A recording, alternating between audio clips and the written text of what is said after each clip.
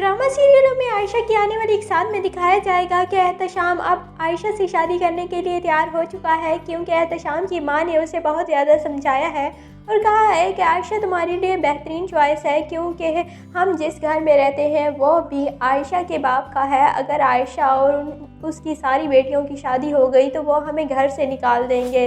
इसीलिए बेहतर है कि तुम आयशा से शादी कर लो, क्योंकि आयशा बहुत अच्छी है और वो कभी भी हमें इस घर से नहीं निकालेगी। दूसरी जानिब असवन ने तो अनुषा से शादी करने का फ़ैसला कर लिया था और अपनी मां को फ़ैसला भी सुना दिया था कि मैं अनुषा से ही शादी करूंगा, और मैं आयशा के लिए ख़ुद को राज़ी नहीं कर पाया तो माफ़ी भी काफ़ी मांगता रहता है अपनी मां से। और फिर अनुषा और असवन की इस तरह डेट पक्की हो जाती है। लेकिन नेक्स्ट एपिसोड में दिखाया जाएगा कि अनुषा कहाँ बदलती है। अनुषा के जिस तरह की ड्रेसिंग है वो उसकी सास को बिल्कुल भी नहीं पसंद और उसकी सास उसे टोकती रहती है हर वक्त। जब अनुषा अपने दोस्तों के साथ जा रही होगी तो असवन की मां कहेगी कि ये तुम्हारी ड्रेसिंग है, जाओ दूसरे कपड़े पहन के आओ, जिस पर अनुषा बहुत ज़्यादा हाइपर हो जाएगी और असवन की मां से बहुत ज़्यादा बदतमीज़ी करेगी और कहेगी कि इन्हें किसी अच्छे साइकेट्रिस्ट की ज़रूरत है। जब असवन ये बात सुनेगा तो असवन अपनी मां पर कोई भी बात बर्दाश्त कहाँ कर सकता है, क्योंकि असवन अपनी मां से बहुत ज़्यादा प्यार करता है। फिर असवन अनुषा पर हाथ उठाएगा और अनुषा इस तरह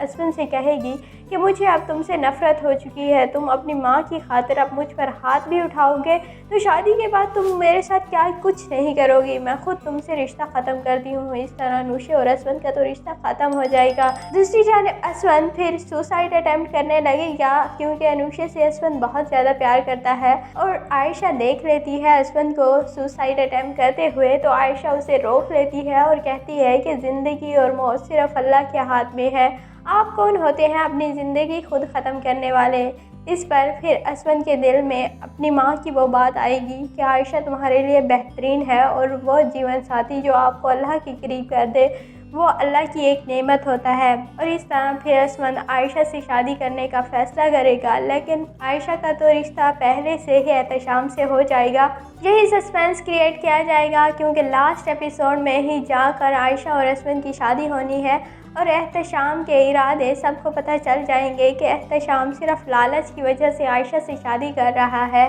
क्योंकि वो आयशा के घर में रहना चाहता है और आयशा का घर हथियाना चाहता है। दूसरी जानिब जवेरिया का निकाह तो हो गया था और जवेरिया निकाह करके बहुत ज़्यादा खुश है और बहुत ही जल्द दूसरे मुल्क भी चली जाएगी।